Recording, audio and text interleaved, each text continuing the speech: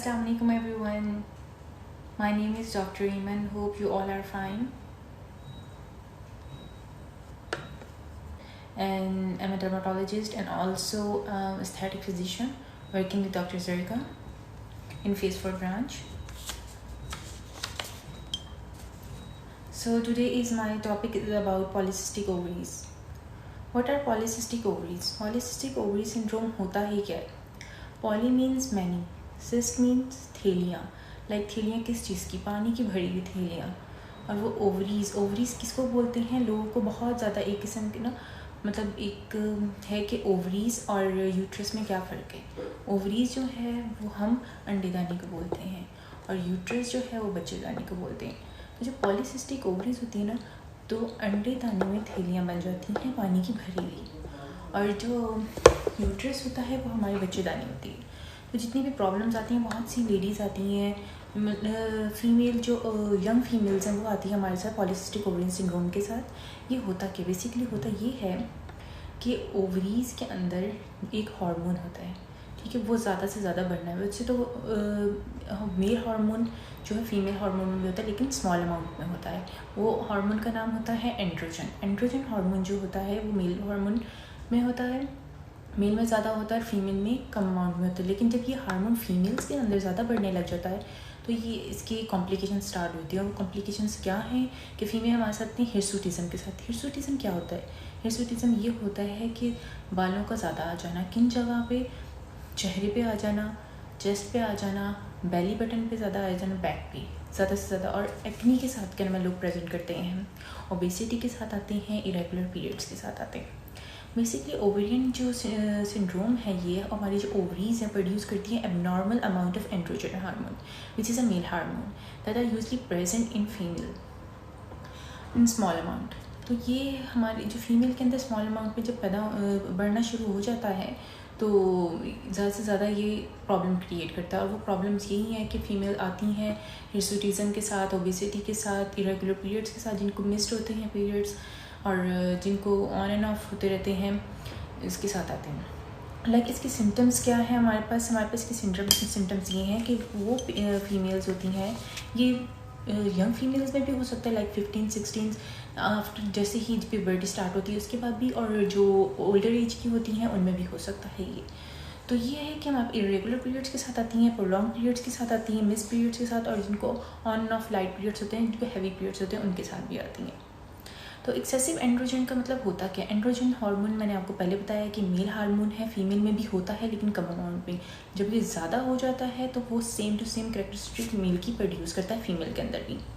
इसका elevated level जो होता है एंड्रोजन का वो प्रोड्यूस करता है, एक्नी प्रोड्यूस करता है, और हिर्सुटिज्म होता है, और मेल बार्डनेस होती है. फीमेल आती है हमारे साथ प्रेजेंट करती हैं हमारे पास कि उनकी एक्नी हो रही है, ऑयली स्किन है उनकी, और थिनिंग ऑफ द हेयर्स है, मेल पैटर्न बाल्डनेस उनको स्टार्ट हो जाती है, साथ उनको ओबेसिटी स्टार्ट हो जाती है, और साथ साथ उनको इरेगुलर पीरियड्स की भी शिकायत होती है. जो इसका मेन मोटो है, मेन कॉज इसकी क्या? मेन कॉज इसकी है कि मोस्टली जो इसकी जड़ वो ये है कि हाइपर इंसुलिन एक्सेसिव अमाउंट में बढ़ना शुरू होती है हमारी बॉडी के अंदर. अगर एक इसके 4 कैरेक्टरिस्टिक्स हैं, like hyperinsulinemia, androgenism, obesity and hirsutism. अगर इन तीनों में से 2 चीज़ें भी पॉजिटिव आती हैं तो ये पॉलीसिस्टिक ओवरी में फॉल करता है. तो हाइपर इंसुलिनिया में ये होता है कि हाइपर इंसुलिनिया करता है क्या है, ये एंड्रोजन की प्रोडक्शन को इंक्रीज़ कर देती है. जब एंड्रोजन की प्रोडक्शन इंक्रीज़ हो जाती है तो डिफ़िकल्टी होती है कि वो ओव्यूलेशन करे. जब ओव्यूलेशन ही नहीं होगी तो फर्टिलिटी कॉज करेगी. इनफर्टिलिटी इसी वजह से होती है फीमेल्स में कि ओव्यूलेशन नहीं हो रही, एंड्रोजन का ज़्यादा बड़ा होता है, बड़े एंड्रोजन बहुत ज़्यादा फीमेल में हार्मोन बढ़ जाता है. और साथ साथ इन्फ्लेमेशन भी होती रहती है. जब इन्फ्लेमेशन होती है साथ साथ वो स्टिमुलेट करती है पीसीओज को टू प्रोड्यूस एंड्रोजन. जब एंड्रोजन प्रोड्यूस हो जाता है तो which can lead to heart diseases and blood vessel diseases. इसकी कॉम्प्लिकेशंस में रहती हैं. और बहुत से लोग की हेरिडिटरी भी होती है, उनकी जीन्स में भी ये होता है कि मतलब उनको चलता आ रहा होता है पीसीओज का इशूज़. किसी की दादी में, नानी में, खालाओं में, चाची में, मतलब फूफियों में इस तरह होता है कि उनको जीन्स में भी आ रहा होता है पॉलीसिस्टिक ओवरी सिंड्रोम. मैंने आपको पहले ही बता दिया कि पॉली मीन्स मैनी, सिस्ट मतलब थैलियाँ. आपको कौन सी थैलियाँ? पानी की भरी हुई थैलियाँ हो जाती हैं. कहाँ पे? ओवरीज़ क्या है? अंडेदानी में. और एक्सेसिव एंड्रोजन हो जाता है। एंड्रोजन का मतलब ये है कि ये मेल हार्मोन है, वो ज़्यादा से ज़्यादा प्रोड्यूस होता है तो हाइपर एंड्रोगनिज्म बन जाता है। जब हाइपर एंड्रोगनिज्म होता है तो उसके साथ और डिजीज़ भी कोरिलेट करती है। फॉर एग्जाम्पल हाइपोथायरॉयडिज्म के साथ में hyperthyroidism, this both are growth hormone की जो हाइपर और हाइपरथायरॉयडिज्म हो जाता है। कॉम्प्लिकेशन इसमें क्या क्या आती है? कॉम्प्लिकेशंस इसमें आती हैं कि इनफर्टिलिटी होती है। इनफर्टिलिटी है कि फीमेल्स को जो है कंसीव करने में इशू होता है, जेस्टेशनल डायबिटीज़ हो जाती है, प्रेगनेंसी रिलेटेड डायबिटीज़ हो जाती है, हाइपरटेंशन हो जाती है। और जो फीमेल्स ऐसा जिनको PCOS का इशू होता है उनमें हिर्सुटिज्म होता है, एक्नी होती है, ओबेसिटी होती है। आपने बहुत सी लड़कियों को देखा होगा उनकी जो नेक होती है बहुत ज़्यादा ब्लैक हो गई होती है, अंडर आर्म्स उनकी क्या नाम ब्लैक हो जाती है, अंडर लेग्स वाली जगह ब्लैक होती है, उनकी अंडर ब्रेस्ट उनका जो होता है वो ब्लैक होना शुरू हो जाता है। वो किसकी वजह से? हाइपर इंसुलिनिया की वजह से होता है। टाइप 2 डायबिटीज़ की तरफ वो फॉल करती हैं। लीवर इन्फ्लेमेशन भी हो सकती है, इसमें मेटाबॉलिक सिंड्रोम भी हो सकती है, स्लीप एपनिया भी हो सकता है, उनको एबनॉर्मल यूट्राइन ब्लीडिंग भी स्टार्ट हो जाती है। और ओबेसिटी इसका बहुत मेन होता है कि ओबेसिटी भी उसके साथ आती है। अगर इन चारों चीज़ों में से मैंने आपको बताया कि 4 चीज़ें इसमें तो नॉर्मल हैं। फॉर एग्जांपल कि हाइपर इंसुलिनिया हो, हाइपर एंडोगेनिज्म हो, हिर्सुटिज्म हो और ओबेसिटी हो, एक्नी हो। अगर ये सब चीज़ें हैं उस पेशेंट में, अगर एक्नी भी है, हिर्सुटिज्म भी है, ओबेसिटी भी है, तब भी वो PCOS में फॉल करती है। और इसका इलाज है, ये इलाज नहीं है। तो एज सून एज पॉसिबल अगर आप इसका इलाज करवा लें तो वेल एंड गुड, वरना ये आगे इनफर्टिलिटी कॉज करती है फीमेल्स में ज़्यादा। अब इसके लिए हम क्या करते हैं? इन्वेस्टिगेशन हमें क्या क्या करवानी होती है? इन्वेस्टिगेशन में हम फीमेल हार्मोन्स की करवाते होते हैं। फीमेल हार्मोन्स हम चेक करते हैं, FSH, LH और सीरम टेस्टोस्टेरोन हार्मोन। यही चेक करने के लिए मेल हार्मोन ज़्यादा बढ़ा हुआ तो नहीं है फीमेल्स में कहीं।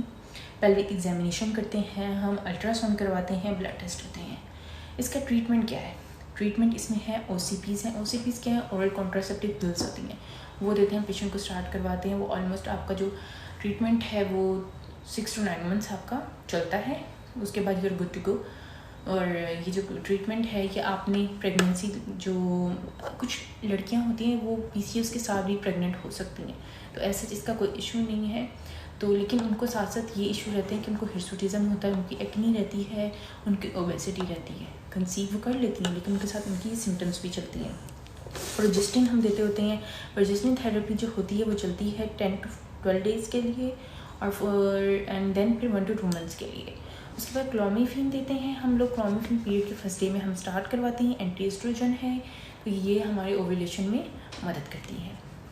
बाकी आप लोग मुझसे इसके रिलेटेड कोई क्वेश्चन हो तो पूछ सकते हैं इसके बारे में, कि मैं आपको बताऊं जो आपके क्वेरीज हों इससे रिलेटेड, जिनको हिर्सुटिज्म का इशू है। अच्छा, इनका ये इनके कॉस्मेटिक भी आप इसको ट्रीट करवा सकते हैं। फॉर एग्जांपल जैसे एक्नी है, एक्टिव एक्नी के लिए हम HFT करते होते हैं, हाई फ्रिक्वेंसी ट्रीटमेंट। और अगर किसी को हिर्सुटिज्म है तो हिर्सुटिज्म का हम साथ साथ इसका कॉज को रूल आउट करते हैं। अगर PCOS है तो उसके लिए हम उनको साथ साथ मेडिकली भी प्रिस्क्राइब करते हैं मेडिसिन, और साथ हम इनका जो लेज़र है वो भी करते रहते हैं। ये लेज़र रिमूवल जो होते हैं वो भी साथ साथ हम कंटिन्यू करें ताकि इफ़ेक्टिव हों ज़्यादा से ज़्यादा। बाकी जो हमारे पास हैं ट्रीटमेंट्स, हाँ, ओबेसिटी जिनको होती है हम उनको एडवाइस करते हैं वो वेट रिड्यूस करें। अच्छा, PCOS का सबसे बेस्ट जो तरीका है ना वो वेट रिडक्शन है। जितना ज़्यादा आप वेट रिड्यूस करेंगे और उतना ज़्यादा ही आपको अच्छे रिजल्ट्स मिलेंगे।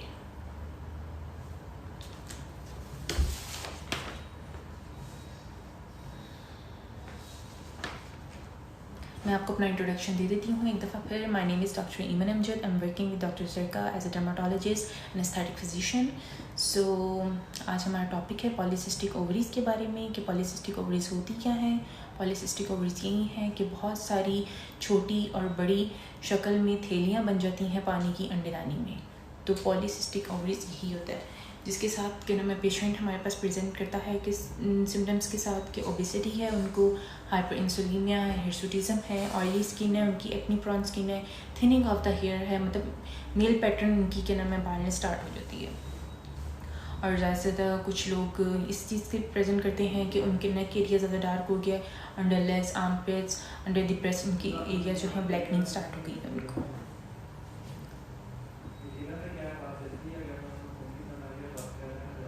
हम हम लोग की 3 ब्रांचेस हैं यहाँ पे।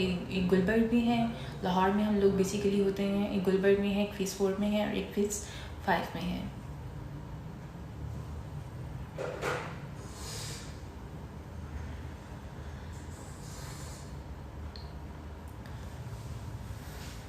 जो भी आती हैं हमारे पास, मतलब फ़ीमेल्स आती हैं, मैं उनको ये एडवाइस करती हूँ वो अल्ट्रासाउंड पेल्विस अपना लाजमी करवाएं। अगर उनको हिर्सुटिज़म एक्सट्रीम किस्म का मेल पैटर्न के साथ आती हैं, लाइक उनकी बहुत ज़्यादा बियर्ड मेल पैटर्न की तरह होती है, तो मैं उनको यही एडवाइस करती हूँ कि वो सबसे पहले अपने फ़ीमेल हार्मोन्स चेक करवा के हैं, अल्ट्रासाउंड पेल्विस करवाएँ, ताकि हम रूल आउट कर सकें इनकी कॉज।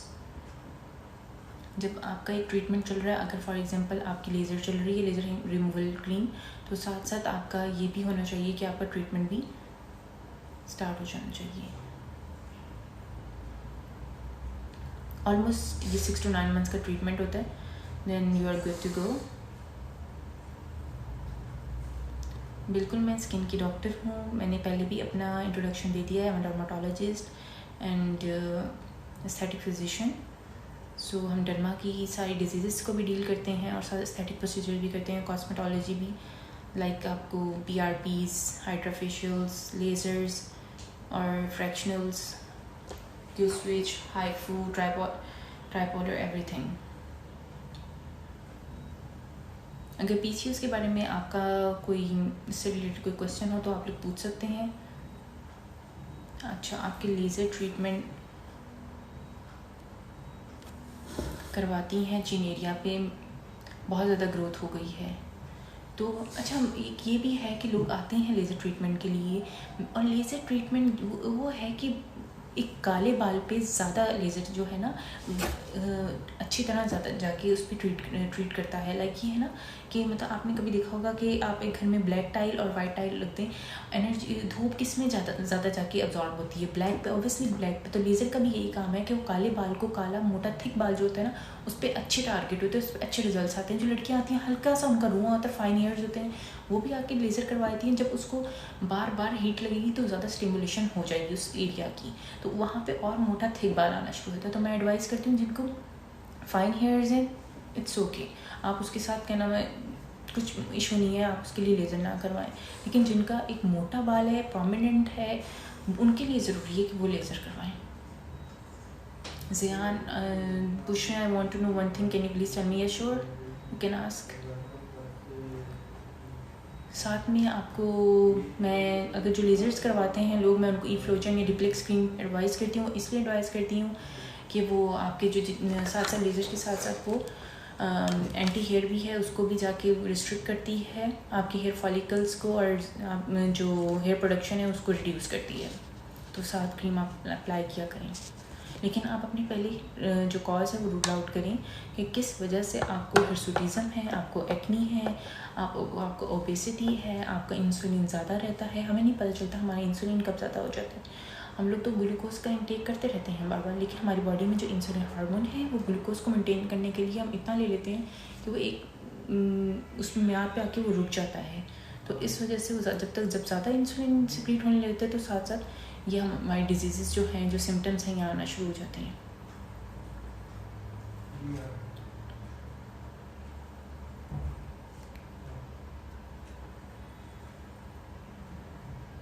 ईमो जो है वो कह रही हैं कि वो करवाती हैं लेज़र करवाती हैं चिन एरिया से, तो आप प्लीज़ हमारे पास कंसल्टेशन के लिए आएँ। मैं आपको लास्ट में इस चीज़ का एडवाइस करूँगी कि इसकी कॉज क्या है। अगर आपका फाइन हेयर था और आपने वो छुड़वाया तो ऑब्वियसली वो अब थिक आएगा। तो चलें, अब थिक आना शुरू हो गया, तो थिक आने के बाद उस पर अच्छी लेज़र काम करेगी, तो आहिस्ता आहिस्ता टाइम लेता है। फेस लेज़र में भी ऑलमोस्ट आपको 6 to 8 सिटिंग्स चाहिए होती हैं। देन परमानेंट रिमूवल तो बिल्कुल भी नहीं होता। कोई भी जो हमारे पास होती हैं स्किन के रिलेटेड प्रोसीजर होते हैं परमानेंट, वो बिल्कुल भी नहीं होते। वो सारे के सारे लाइक मेंटेनेंस की ज़रूरत होती है, नॉट दैट मच मेंटेनेंस कि आपको हर 1 महीने 2 महीने बाद आना हो। कुछ लोगों की इतनी अच्छी हो जाती है कि उनको 6-6 महीने बाद आना हो, 3-3 महीने बाद, तो मेंटेनेंस की ज़रूरत होती है। कोई भी प्रोसीजर जो लोग कहते हैं कि परमानेंट है, वो परमानेंट स्किन के प्रोसीजर्स नहीं होते हैं। रिडक्शन डेफिनेटली हो जाती है, इसमें फाइन हेयर्स आपके आना शुरू हो जाते हैं, लेकिन वो जो आपका एक मोटा और थिक बाल होता है वो ख़त्म हो जाता है।